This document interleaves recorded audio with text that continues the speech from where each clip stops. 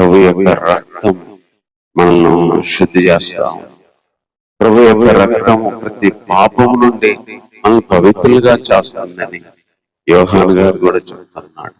ఈరోజు క్రీస్తు రక్తమే మనల్ని పరిశుద్ధపరిచింది.